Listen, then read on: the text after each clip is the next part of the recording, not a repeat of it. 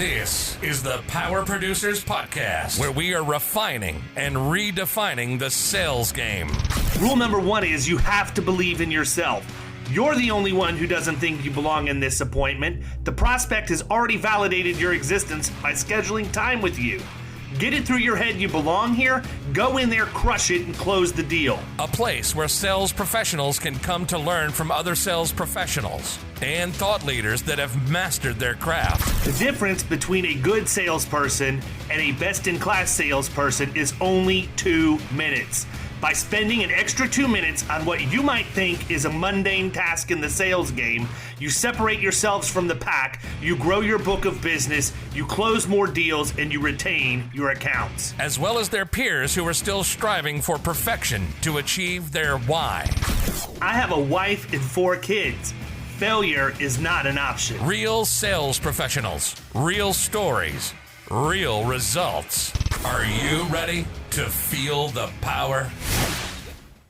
Hey, everybody. Welcome to the Power Producers Podcast, where we are refining and redefining the sales game. And today we have Mr. Ryan Dunn, the Director of Insurance for Trava Security. They are a cybersecurity firm that I am personally known to, and I know them. And I decided it would be a good idea to have them come on to the podcast and talk about what they're doing in the insurance space. And, well, I don't know, probably couldn't find a better person to talk to about that than the Director of Insurance. So we're going to spend the next little bit talking with Ryan and learning more about them and sharing what they're doing so that you can reach out if they would be of assistance to your clients. So before we get cranked up, Ryan, give them the backstory. Who are you? Where'd you come from? How did you get to Trava today? And then we're just going to pepper you with questions and see where this thing goes. Yeah, absolutely. I really appreciate you guys having me on. I love this podcast. I love what you guys do. Insurance is such an interesting game that we play. I find it, I've been in the industry for 8 years. I spent a lot of time in the workers' compensation world. And, we'll dig into a little bit on how that relates to cyber, but see a lot of, I know, David, you and I have talked about this previously, but see a lot of correlation between how, workers' comp used to be that massive door opener opportunity, right? And now we're seeing cyber become that. So, well, I'll tell you what, man, I mean, honestly, when I talk to people about cyber, I tell them, it's funny you even bring this up because we had a video come out this morning about why we lead with workers' comp, and the answer is data. Yeah. It's not because we're experts in workers' comp. I mean, the policy itself is only 6 pages, so it's not like it's difficult to understand how it works, and everything inside of it is statutory. From a sales perspective, we lead with comp because we can get tons of data about it. Yeah. And if you go in and you lead with the experience mod, isn't that essentially the same thing as going in and talking to somebody about a cyber score or a vulnerability score or something along those lines? It's the exact same conversation. Yeah. Just excuse me as I choke on my wings. I'm wolfing down while I'm eating. Kyle just sent me a thing on Teams when I bent down so I wasn't, smacking my lips off chicken bones on video. I thought you were just railing a line off your desk. So there we go. No, people, we're not running lines of Coke in the office or anything like that. Yeah, I think that's frowned upon. Yeah, I'm just eating a few wings, and I'm just going to go ahead and do it on camera. And those the 37 of you that are actually going to watch this on YouTube, get over it. Yeah. I scarfed an entire pizza last week. Yeah, but you weren't on video. So there's that. Yeah. I did kill the video for a few minutes, but I came back and I just David. Yeah, when people say David doesn't stop, it's true. He swallows his wings whole on camera, bones and everything. There you go. So anyhow, I interrupted you, but I wanted to get that out because I think it's important for the producers listening to this to understand, even if you don't understand the ins and the outs of how cyber insurance works, you can still take data and have a sales conversation with it. Yeah. If you have that in your hands, let's just say you're walking into a prospecting meeting and you're at the end of it, or, even in the middle of it, once the cyber conversation comes up, and you're able to say, hey, we were in this non-invasive scan on your company, and, we found a few critical vulnerabilities. is your agent currently talking to you about this? Are they addressing this after they submit you out to renewal and coming to you last minute trying to fix this stuff? Or are they coming to you 6 months, 3 months before the renewal process, so 6 months ahead of renewal date, and being, hey, let's get this stuff addressed now? So just like you said, you don't have to be a cyber insurance expert. If you have the data to make the conversation valuable, I mean, you're gonna win right there. So and that's something that we're seeing, and something that when I was, I used to be an agent, retail agent. I worked wholesale and retail. And it's something I wish I had when I was a retail agent. So I think being able to show them like that vulnerability scan or whatever too is pretty powerful. I mean, most of the time people are going to challenge you and say that, well, we've got security on this and that, and we're pretty good or whatever. Be like, oh, okay, cool. Yeah. I remember a couple meetings we were in, David, early on when we started getting into the cyber, and just sliding across that that page that's got all their passwords and usernames and stuff on it, and that straightens them up in their seat pretty quickly right there. Yeah, absolutely. I mean, my favorite thing was when people, every single time you bring up the cyber insurance conversation, a huge rebuttal that you get from businesses, especially small to medium, is, oh, our data's in the cloud, like we're good. I tell you, I heard that every single time, like every single conversation. Yeah, for sure. And we so don't store it ourselves. if you're able to show them, because through Trava we have a cloud scan, you can say, oh, your data's in the cloud, you're protected. Well, your cloud environment has public access to it, so everybody can actually see what's going on. So it's just all about creating that just value right there. I mean, that's going to change the game for you. But I always would crack up when I would hear that. I'm sure everybody listening has heard that before too. So how did you get from dealing in workers' comp and being on the insurance side of the house from an agency standpoint and wholesaler standpoint, to doing what you do with Trava now? Yeah, it's actually interesting story. So I specialized in venture capital, private equity risk. So I would focus on, emerging companies, people that were raising capital. So, a lot of the lines that I was selling were D&O, cyber, tech E&O.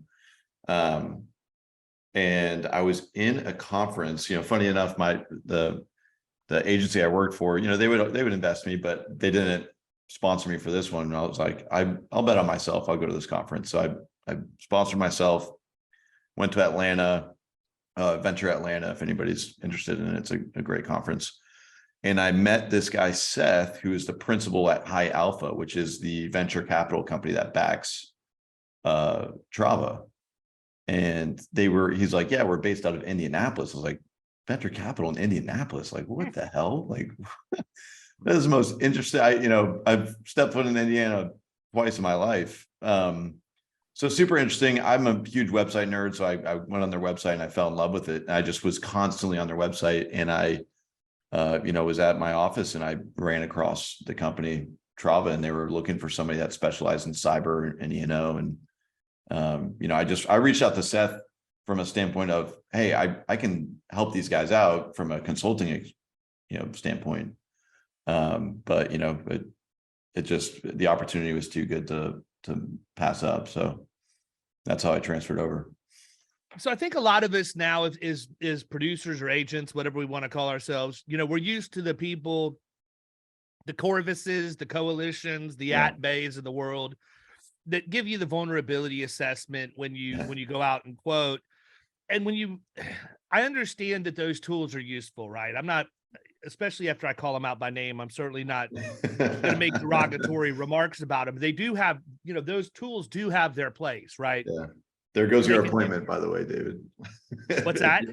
There goes your direct appointment, by the way. Yeah, we're good. We're good. And so, I mean, those things do have they do have their place, but anytime we bring somebody in, it doesn't matter. We've had several people that are actual cybersecurity specialists. Anytime we bring them in, they all do what you did when I started talking about it. They get a grin on their face and sort of chuckle, because it's not the same, man. I mean, I'm trying to think of the words. It's not. You're talking about apples and Volvos compared to an actual real cybersecurity audit process versus what you're going to get from somebody's root domain on their website. Yeah. And it's also the time of delivery on it's a little off. Like, you know, like you said, it's fantastic that they deliver that. It's a great value add. But the timing of it and the fact that it's coming from the carrier or MGA definitely makes the conversation a little bit awkward. So, you know, what we've seen is a lot of times agents will deliver that coalition report and it's kind of tossed aside, or, you know, whoever the MGA or carrier is, it's tossed aside and somewhat disregarded, or like, yeah, we got an IT staff, we're on top of it. But if you're able to deliver it proactively instead of reactively, it makes a huge difference with your logo on it. That's where the value add comes. It's coming from your agency, it's coming from you. And then it has the Trava backing on it. So we've seen a big differentiator on that. David, you were saying something earlier, just a second ago, about when you were going on your rant about the coalition and Corvus reports. I'm trying to recall exactly. I feel like I haven't even gone on a rant yet. Yeah. I better tone it down a little bit. No, I mean, you know, it's the fact that we're using this. I think that I want to be careful what I say, but I think that agents have a false sense of security at the depth of what that report really is, in the depth of the information that's really on there. Yeah. You know, and look, I love Pro Writers. I am 100% a massive fan. We use them exclusively in our agency. No issues whatsoever with them. But to me, if I were to categorize what the insurance, you know, the insurtech companies that are going after this cyber and professional liability, what they're doing versus what an actual cyber security audit is the difference between a sales tool and an actual tool to help you risk management decisions about your organization. Yeah. And like, let's face it, it's a great report, but you know, if you procure the insurance, you get them a quote, you bind it up, but what can you provide from there? Right. And I think that's where agents, you know, run the risk of really opening themselves up to issues, right? Yeah. And what I mean by that is they're looking at the reports that we're getting as part of the underwriting process is kind of the be all end all of all of the cyber problems that a company could have, when in reality it's just a small portion of it. That's really kind of what I wanted to say. I was just trying to frame my words the right way. So certainly the information that you get is accurate and it's relevant, because if you do have a WordPress website and you're not handling your patches or your plugin updates correctly and all of that, people can have access to a whole lot of your stuff by backdooring your website, depending, but it doesn't end there. I mean, that's just like the tip of the spear. Yeah. I mean, you just mentioned WordPress, that in and of itself. So it's really tough for these scans that these carriers and MGAs are using to actually get data on WordPress websites. There's actually a specific scan you need, a WordPress scan you need to get the real data on WordPress websites.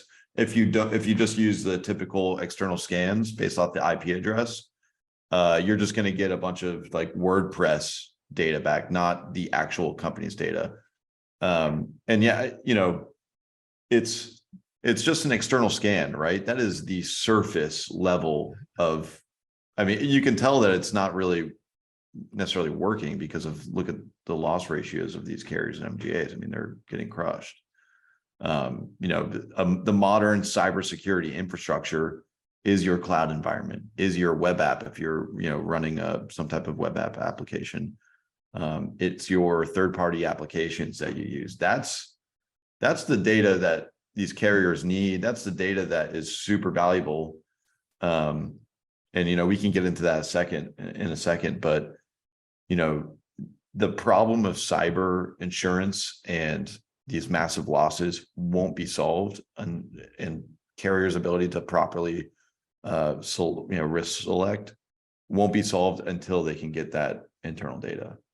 Well, that's the whole thing, right? What producer in their right mind, and I'm throwing you a softball here, okay, but what producer is in their right mind is going to approach prospects and then ask them to do something as intrusive as give a cybersecurity analyst access to all of that internal data, right? Like that's why they're not going to do it. They'll never do it. They're going to say in their own mind, well, there's no way they're never going to let me have access to that or whatever else. So, I mean, I almost wonder if using the carrier provided stuff is a stair step to set the table for you to come in and actually do it the right way, right? And say, hey, look, we got a couple of reports that we can run and we're going to give it to you. But if you really want, the nuts and bolts of what's going on and your real vulnerabilities and things, we have a partnership with a cybersecurity firm that has a great understanding, and it's going to require a lot more. It's going to be a little bit more invasive, but if you want it done right, that's what needs to happen. Then maybe you can soften the blow a little bit. But I think that it's so easy to use what we're given, and producers by and large are lazy for the most part until they have a reason to go out and start writing business. They're just going to take whatever comes to them. And I shouldn't say producers, I should say agents, because most outside producers are not lazy. But a lot of agencies that write the cyber, it's because it's easy to write the cyber. It's not because they're necessarily getting the best information and giving the best advice. It's oh, look how easy this is. We can answer 5 questions and get a bindable. Wait, what does it cover? I mean, but David, you did kind of pass me a softball there. This is what I love what we're doing. I truly believe Trava is changing the dynamic of cyber underwriting. You're right. No company in their right mind would ever open up their internal cybersecurity infrastructure directly to a carrier. Makes no sense, right? It's like, if you look at all other lines, say property or general liability, who's collecting the info, right? The agent is. The agent is saying, hey, I need these data points. And then I'm going to wrap it in a nice bow and I'm going to pass it off to the carrier, right? In cyber insurance right now, it's that direct carrier to client scan. It'll never work. And so, we realized that and created our agency platform to allow agents to, with Trava's partnership, dig into the internal infrastructure, understand, okay, this is the internal data that carriers and MGAs are wanting that will impact the client's insurability percentage. It'll impact their pricing. It'll impact their coverage, right? I can go to battle for them. And so if we give the agents the power to be able to collect the proper information from that internal infrastructure and then pass it off to the carrier, that's where the W is. So, we're working with, some larger agencies and some of the very well-known carriers in creating that connection. So what does that look like for the agent? What's that user experience on their end? Yeah. So on the platform, it's super simple platform, and it's multi-tenant, right? So that means that you can invite the IT staff or the external MSP into the platform, and they can just put in the credentials that are needed. They're called viewing credentials. And from there, Trava has identified what the data is that the carrier is looking for, right? And it just pulls that. And, you obviously, with the platform as well, we have something called insurance readiness. So if we identify things that need to be done before going out to market, we'll identify those and put that into a report, so that, you do that 3 months before the renewal period, which is another 3-month period. You get the client ready and then you ship them out to market. Is there particular industries that you find what you guys are doing, having a larger impact? Because there are definitely some scenarios out there where it is easy to just quote and get something simple. It's not too complicated of a risk. Like, is there a a sector that you guys are playing, stronger in? I'm having trouble. It's God.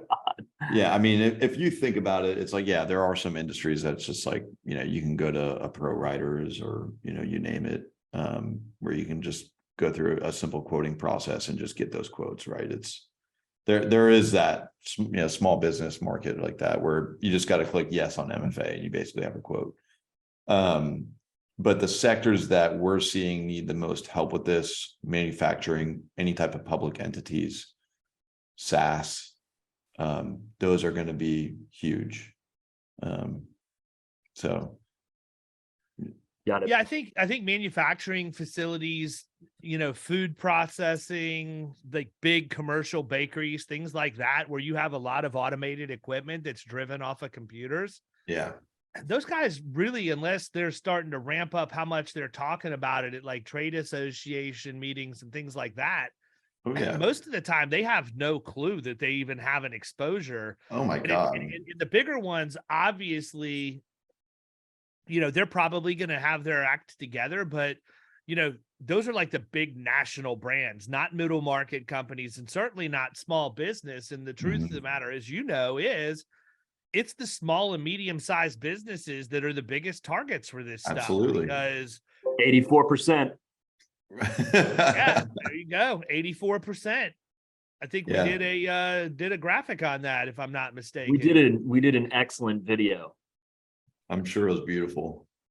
Yeah, Kyle looked like it was one of those, it looked like it was a Taliban video, actually. It was so bad. It was like yellowed lighting in a dark room. It was just, the whole thing was very cringy. It really sometimes I watch it just to laugh. Well, clearly I will laugh at it. Yeah, absolutely. Well, I don't know that you'll ever be able to get to it, but I don't think it exists anywhere other than the deep inside the bowels of our website at this point. Yeah, I know though, if anybody can, it's probably Trava. So we'll just gauntlet thrown down. Go find it. Hey, Kyle, I see those golf balls, and not to completely, but I see those golf balls on the back. If you ever want the smoke, just let me know, man. For sure. I'm not playing so hot right. I'm only playing like once a month now, which really sucks. So the handicap has taken quite a bit of a beating, but I played yesterday, shot 82. It was Okay. It was not a stellar round by any stretch, but I did have an eagle, so that was cool. And That's a victory. took my buddy for $80. So there we go. I think that's all that matters there at the end. Right.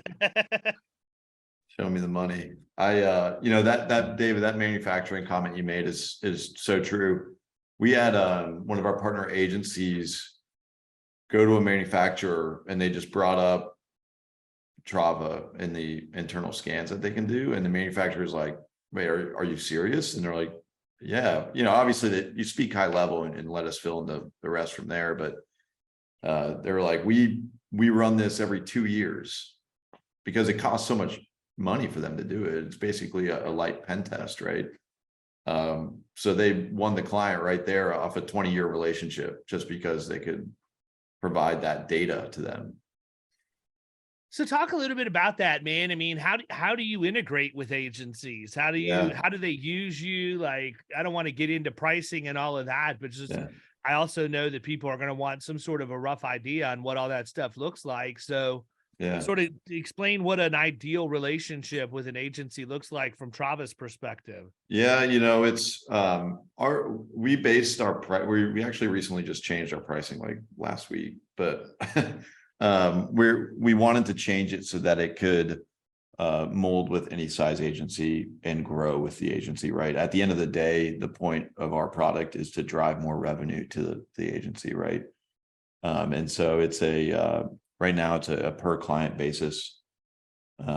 And that depends on the level of scan. So there's like a tier structure from there, right? So, the range of that is, we go anywhere from $5,000 to there's contracts that are roughly $30,000, like depending on the amount of clients, right? But as for how agencies partner with us, it's just, they get a agency account, and once there, they can add on all their agents, all their account management staff, and they can just bulk upload all their clients, prospects, whatever they want to do from there. And it's super simple. They can, what I love about it is, right, you can prospect with it, and then you can help cross sell, and then you can also help with that renewal process. So there's different reports that can be generated from there. But when they add on a client, that client, like I said before, it's a multi-tenant license. the key here is getting the data, as an agent, you're not gonna be a cybersecurity expert. So get the data in the right people's hands. So having that external MSP or internal IT staff onboarded onto the client's environment is huge. And then as an agency, you can paywall that access if you want. We've seen people fee it on policies. Or you cannot, you can use that as a differentiating piece to grow your book of business. It's up to you. Good deal. So average account size that you see coming in, like where are you guys seeing the most success for producers who are coming in and saying, listen, need you guys to come in, I'm working on this account? Are they hiring you on the front end of the deal? Are they representing that they feel like there are some issues and then they're committing to providing you as a resource on the back end of the deal? Yeah. Are they making an introduction and a handoff to their client to work with you directly? I mean, what does all that look like? It's a little different. So like a lot of agencies use MSPs, right, to try to solve this problem. But what we've seen is that's not working, right? It works a little bit, but the MSP at the end of the day is trying to get a new client. Right. So we're a little bit different than that because we're not being hired for like a specific account, right? It's really the agency is adopting it for their whole processes. So they just adopt the solution, upload their clients into the platform. And then as the renewals are coming, they just run the reports on their own, or as they are going out to prospecting meetings, they're running those reports on their own, generating the report. And then we have a security engineer staff that can assist in delivering that report and explaining it. We also have that security engineer piece is actually huge. Translating that or the client's cybersecurity infrastructure to an underwriter has been a huge value add. So our security engineers will help that. They'll help push back on false positives. So a lot of the times these carriers will say, hey, we saw these open 3 ports. Sorry, denied. Well, our team will dig in, find the documentation. We've had this happen multiple times where we have to provide documentation to say, hey, these ports, I know the scan says they're open, but this is what the company says. This is why they're not open. And so having, as an agent, you're typically used to just being at the will of the carrier in this third-party scan that, you just have no control over. But now you have that leverage to push back on those false positives and to push back on that underwriter. Yeah, I mean, it's no different for everybody listening than what I talk about all the time with what we do with Yellowbird on the loss control side, right? I don't want to be beholden to carrier loss control reps providing all of the recommendations to my client, because most of the time they're going to show up 4 to 6 weeks after the policy's in effect, check the boxes that need to be checked, don't check the ones that don't need to be checked, and they write their rec letter, wait for you to reply that it's all, everything's in compliance, send documentation if they want pictures or whatever, and then they're off and you won't see them again until next year.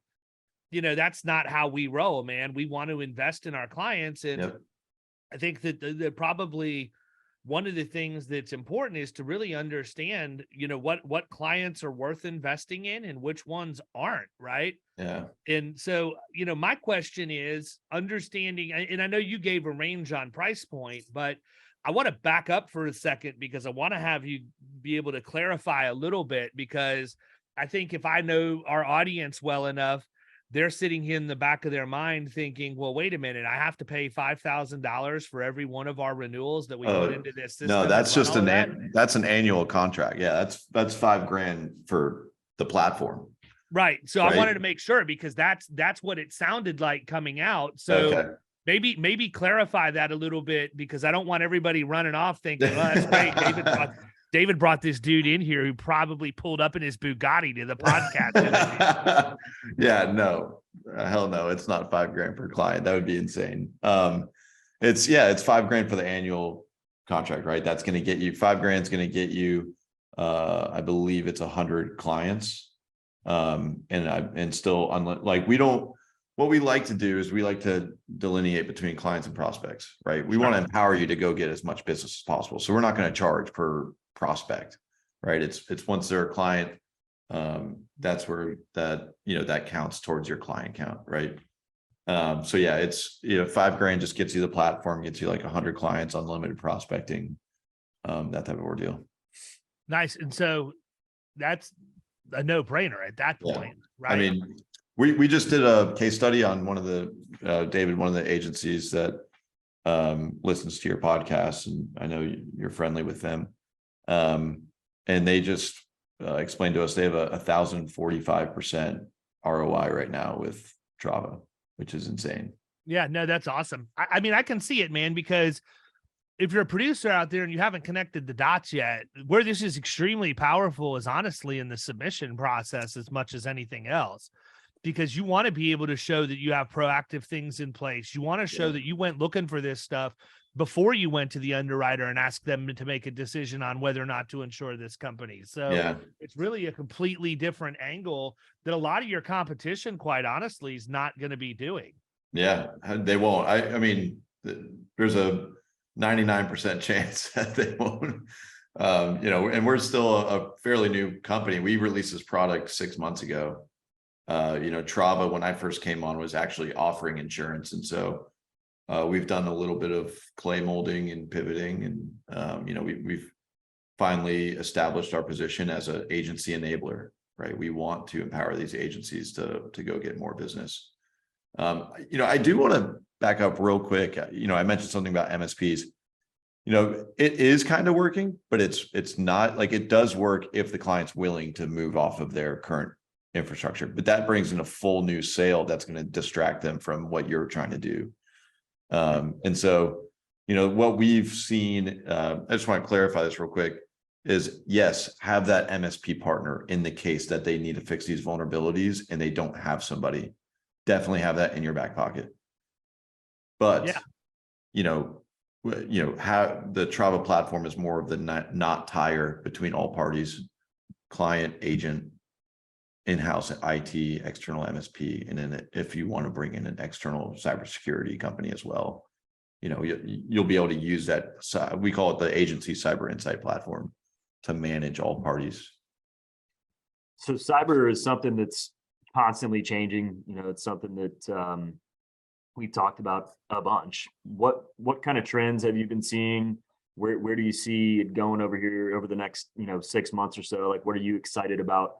Maybe the direction that you're going in. Talk about that a little bit. Yeah, cyber has been such an evolving product, right? I remember when I was on wholesale work comp, we also were diving into cyber a little bit. I believe it was AIG, but it was like a battle of who can ask the least amount of questions. It was like, all right, well, you only have to answer 3 questions to get a quote, and it's $250. And now, obviously we've seen this trend of MFA, EDR. That's kind of worked. MFA is a great, if you're a company out there and you want to start cybersecurity, that MFA should be your first move. But where I see it going from an underwriting perspective, and something that we're trying to help enable, is MFA and EDR questions. Those aren't yes or no questions from a cybersecurity standpoint. They are like, great, you have MFA, but to what degree do you have MFA? To what degree do you have your EDR solution set up to?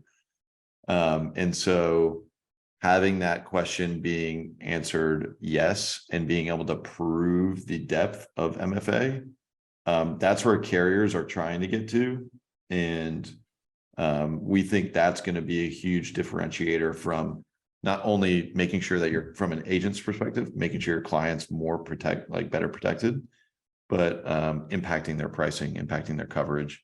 If you can say, hey, yes, they have MFA and 100% of their employees have MFA enabled on their email address, that's going to be a huge differentiator than if you're trying to bring a company to an underwriter and just saying, like, yes, they have MFA, right? So I see that trend happening, more of a validation data point that's going to be a huge difference. Interesting. Yeah. So talk a little bit about what you do to equip producers to go out and represent your product. Because I think that's a big thing too, man. With cyber and all the moving pieces and parts and all of that stuff, you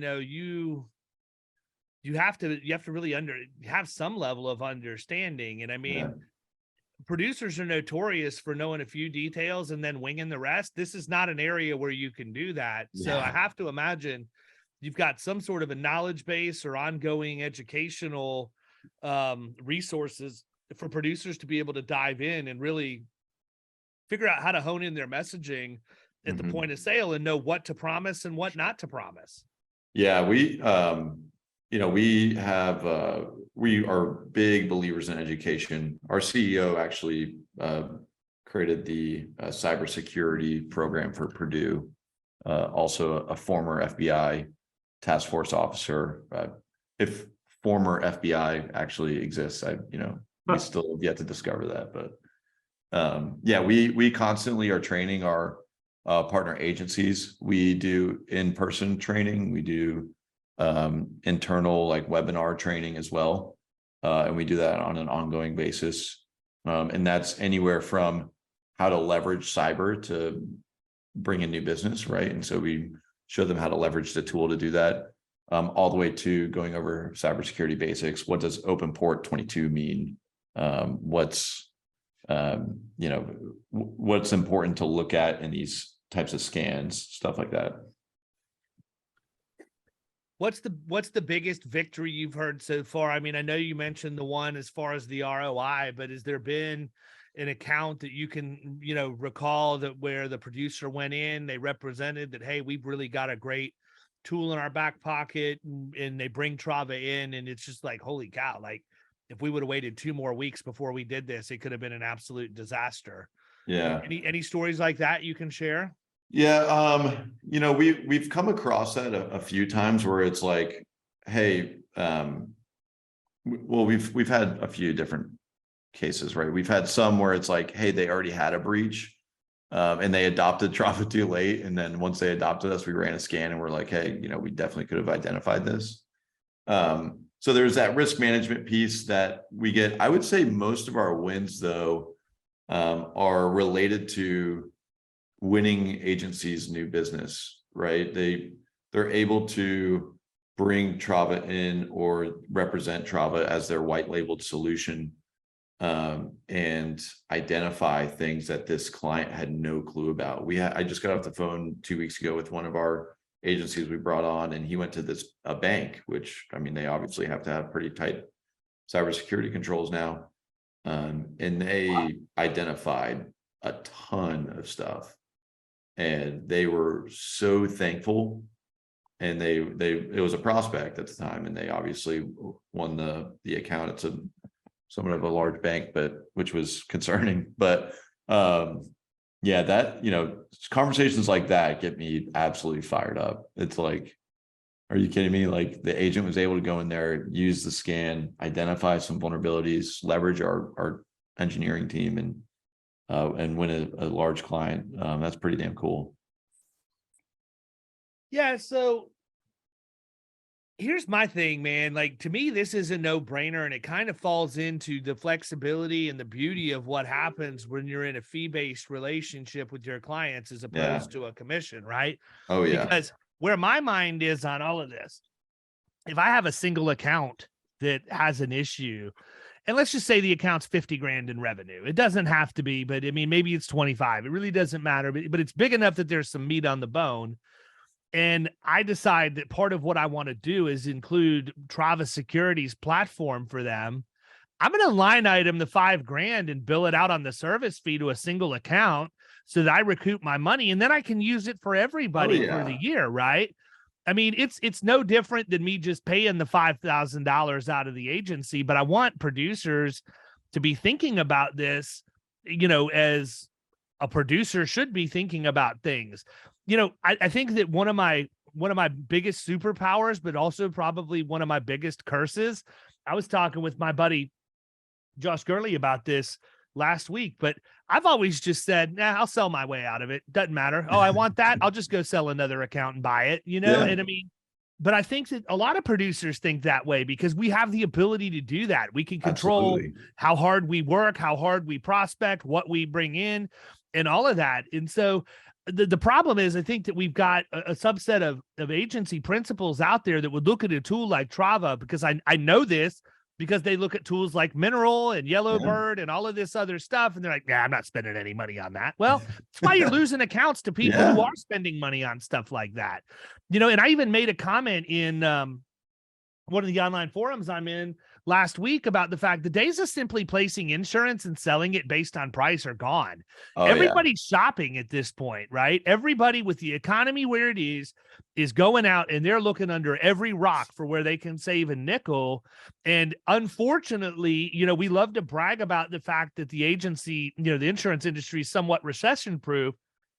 Except it isn't when you're having to front load your costs to acquire new clients and what you're going to have to deliver in terms of value to keep them. You're actually going to have a little bit more spend than you would in a market where not everybody is shopping like that. But, again, if you're doing the right things for your clients every single day, like you're not just going to go do this because, the market's harder. Pricing. No, you need to do it because you need to identify this stuff for your clients and your prospects on the front end.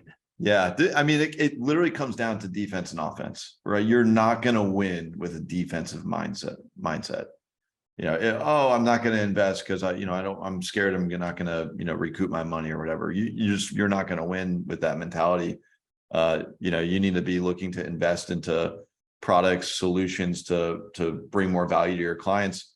And let's face it, like the insurance agency world is somewhat of a follower industry. What we've seen is like the top, let's just say top 20 agencies kind of set market standards, right? They're going to bring this type of value set to their clients. They start at enterprise level, then they can somewhat scale it to middle business, small business. And then once they do that, then the smaller agencies who still follow a consultative practice, like they start adopting the solutions. And that's going to, frankly, we're starting to partner with some large agencies. And, if I was a smaller agency right now, and I mean smaller as in like, you could still be top 100 or top 200 or whatever. I would be looking for ways to dominate these larger agencies, right? Because we all know that's possible. You can bring that boutique white glove experience that they just can't deliver because they're, spread too thin.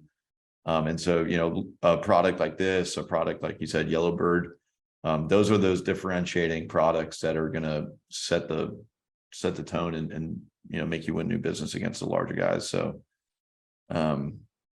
well, the other thing too is, Ryan, I mean, if you're going to pay $5,000 a year, use the product, people. I mean, it's not a collector's item for crying out loud. You need to actually use it. And I mean, I do think that what you said about having it baked into your renewal process and all of that, I mean, I'll tell you, that is one of the main reasons why I like Mineral specifically is because it is literally a flat cost. I know that I'm going to pay the same amount of money for that product, no matter how many users are on it. And any vendor that I really use, that's the model, and I think that where we get caught up is if you start seeing things where it's a per client cost, we automatically assume that it's going to be even more money. The problem is we don't add all of our clients anyhow. So it's never going to work, that way. So I do think that the fact that it's an agency, an agency-based platform and they can use it for both, new renewal prospecting and whatever else,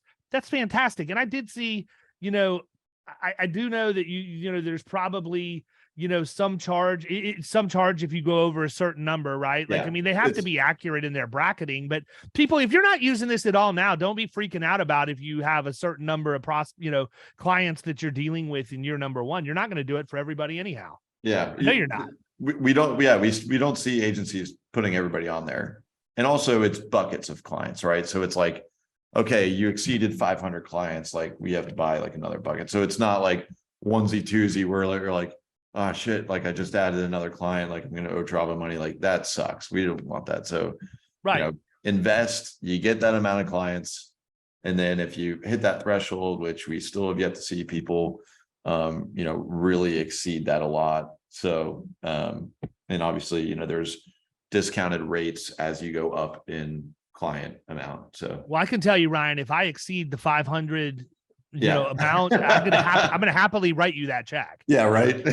I mean, again, it blows my mind, man. I'm interested because you've been on and I don't want you to say anything that's gonna affect what anybody thinks about you at Trava, but I'm just gonna make a statement. I think that a lot of the people in our industry are far more scarcity minded than they should be. Like they're worried about all of this stuff. And I mean, anytime I sit and evaluate anything, it doesn't matter if it's something I have the opportunity to invest in personally as an investor or, buy as a tool for the agency to be able to provide my clients or any of that. My natural first thing is, how can I make money with this and how much am I going to make? It's not how much does it cost? Yeah. And, that's just how I've always been.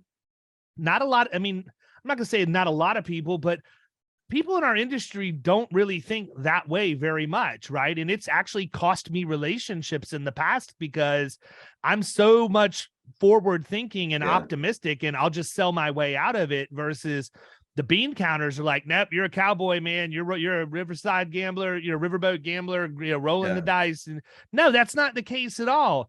I just think that probably part of it too is when you start moving into middle market specifically, you should have a per account budget, man. If you're not sitting down and 100%. Lining out your budget of services and all of this other stuff, how do you even know you're managing your accounts profitably? Yeah. It typically rolls up to the agency level and it's the overall profitability of the agency as a whole. And when people complain about accounts, oh, they're such a pain in the butt. They're calling me all the time. I remember those days. They're eyeballing it, man. They don't even really know that might actually be a profitable account. If the only investment is them answering the phone, maybe if they invested a little more on the front end, they wouldn't get as many phone calls. I don't know, but I just think that you need to have a budget of services. And the problem that we have is this, and I'm not telling you anything you don't already know, but you go to a conference, you go to a trade show. How are they funded? They're funded by vendors that have this massive vendor hall, and everybody walks around and they whoever has the best pitch is who's going to get the most clients. And I think that, agencies make a lot of bad decisions because they get influenced in those situations. And it's really not the salespeople's fault at the trade shows. That's what they're there for. They're good at that. That's why they were manning the booth, right? Yeah. It's more along the lines of the fact that the agency never really sat down and looked at their operations and said, what are the 2 or 3 biggest problems we have right now? And is there anybody that's going to be at this show that solves those problems? I need to go and look at it. Instead, they're flying by the seat of their pants, walking around, shaking hands, kissing babies, getting free crap that they're never going to use again. I don't need any mouse pads, people, I mean, it's just, and again, it's just the way that it's always been done. I would challenge anybody listening to this podcast, if you've never done this before, look at your book of business. It might take you a couple of days to get through it, but really look at every single one of your accounts that you're providing any level of service to and figure out what are the dollar amounts that are going to that, number one. And number two, what do I need? What's missing in those relationships that I need to deliver? And then make educated buying decisions. I mean, I went through that phase, man. First time I ever went out to innovation in Las Vegas, I came back wanting to launch homeowners and personal lines because I let a dude talk me into it. Thanks, Sloan. But how'd that go, David? It's absolutely horrible now because now and what makes it even worse is we did it just long enough, that we have lead flow that still comes in and everything else. And when you get on the phone with these people, I want to know what rock they're living under. Right. Apparently none of them listen to the news anywhere in Florida because they're griping that their homeowners went up $200. I literally had a guy 2 weeks ago. I heard Nicole talking to him in the other office. And I've got a really bad habit that if I feel like she's talking to somebody in the other office and not being aggressive enough in how she's answering, I will get up and shout to her speakerphone from her office door to the person about what they need to know. And I mean, this guy was complaining his homeowners went up $800 a year. Now, before all the air leaves in the room from everybody who's like, homeowners are $800 a year. I mean, that's basically doubling the premium here in Illinois. Well, yeah, I understand that, but it was actually only about a 40% increase. And I say only because that's 100, it wasn't 100%, but 40 is pretty tolerable in our market right now. 100%. Actually, in Florida, hell yeah, Florida is that. I mean, 40% is actually better than getting non-renewed. Yeah. Right. And so this guy gets on and he's like, number one, he had this like it was like he was the personification of Kenny Rogers, the gambler. Like he had definitely been drinking and just banging heaters left and right. He's like, I don't think I can afford another $800, a year. And I'm like, well, maybe if you drop the 2 packs of Cowboy Killers a day, you'd have a great head start. But, but I told him, I'm like, well, where are you going to go? He said, well, Citizens has a much better premium. And I'm like, yeah, but I mean, you're losing a ton of coverage, man. And you haven't admitted market quote on the table. So it's kind of like you're not supposed to go to Citizens if we have the ability to place it. Yeah. And he goes, well, I just can't afford it. And I'm like, if you can't afford to pay the $800 a year, you're certainly not going to be in a financial position to pay for an uncovered claim. So take that information and do what you want with it. But it's like people don't understand, like, this is a major, major crisis we're dealing with down here. Yeah. And it's just swirling around and it affects literally everything. It's not limited to just the personal lines homeowners market. Cyber is getting ready to be as difficult as property insurance. Oh, yeah. I don't think agents understand that. And by the way, people, you just watched what I did there. I brought it all back to the cyber because I was doing that on purpose. A great loop. Yeah, I was doing that on purpose. But I mean, that's where we're at, man.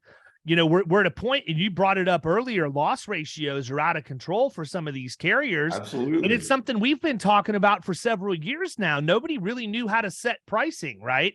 They didn't know what the claims were going to look like. So they gave you every ounce of coverage under the sun in these ambiguous policies.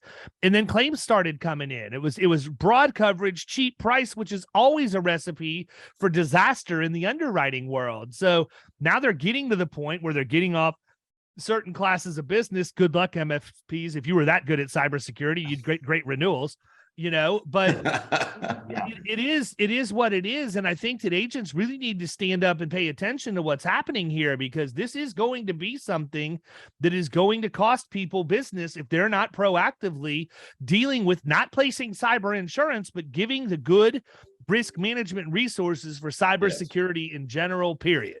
Yeah, David, there's a lot to unpack there. You got me all fired up, but doesn't sound like it, man. You sound like you just like chugged a bottle of NyQuil before we. Can we just?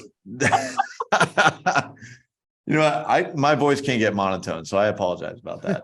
But can we just go ahead and just cancel all conference like goodie stuff? Like I just want to take it. I'm gonna go up to somebody's vendor table. I'm gonna just take a big handful of it. I'm just going to throw it in the trash and just look at them and see what they do. Yeah, no, seriously, man. Let's just get rid of all that crap and pass the savings on to the people you're trying to sell to. It's fucking ridiculous. It is, man. It is. But yeah, it's all about changing the mindset from reactive to proactive. If you start there, you're going to start winning. Obviously the value add stuff afterwards is huge, but if you're able to go to the client, avoid that last minute renewal nightmare with cyber insurance and able to sell that, you can win right there. That's the first step. Second, third step is, okay, now that I'm able to do that and I've mastered that, how can I bring more value to them throughout the year, increase my client touch points? We only get like 4 touch points a year with our client, I believe is like the average as insurance agents. And so, if one of them, the renewal process, is spent with you scrambling and spending so many hours of your time trying to get them a cyber insurance quote, not only are you wasting time not prospecting and getting new business, but your client's not happy with you and they think you're not bringing, they don't think you're bringing value, right? So they could go out and shop for something else, and you're just creating a window opening right there to lose the business. So, that's if I were an agent, I would start with that, change to proactive rather than reactive in cyber insurance. 100%. So listen, man, how do they get a hold of you as we wrap up? We've been going about an hour. I want to be respectful of your time. Yeah. How do they get a hold of Ryan Dunn? Yeah. Obviously email ryan.dunn@travasecurity.com, or you can call me on my phone, 954-599-3474. Shoot me a text, call me, whatever. I'll blast that out there, and I'm easy to grab. So Yeah, we Cool. don't like have the swipe right, swipe left for vendor recommendations on Power Producers yet, but we're working on like a Tinder integration or something we can Hey. use. I hope I get a lot of swipe rights. Yeah, these are the guys. This is the guy we're recommending, and just let him swipe right. Yeah, Anyhow, right. and honestly, I don't know if left or right, which one's good, which one's bad. Never been on No the idea. app. Although I do know that I'll give him a shout out right now. Ryan Keating on literally every app and dominates every single one of them. Like he has it also very much dialed in when he travels to change his profile to search for where he's going to be. Absolute genius. Like single me from a couple decades ago could learn so much from the game of Ryan Keating. It's amazing. Man, this guy's famous. He's putting respect on the Ryan name.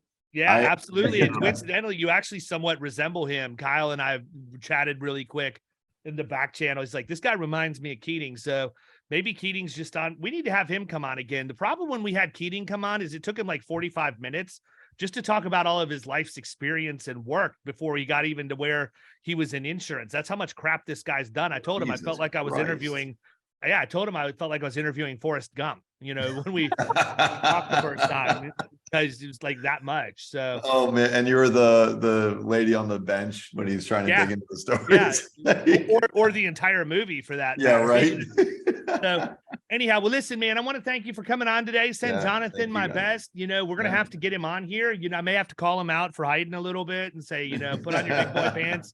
Come on a podcast, Jonathan. But listen, people, these guys are legit. It's next level, and I highly recommend you reach out. I've had a chance to poke and prod at the tool a little bit prior to coming onto the podcast, and I'm really excited to see what you guys are going to be able to do and how you're going to be able to change the game for so many of these producers out there. So with that, we're going to wrap it up. Travasecurity.com, Ryan.Dunn, 2 N's because 1 is not enough. Yeah. And reach out to him, give you his cell number, and just bury these guys because you need products like Trava. Talk to you guys later. See ya.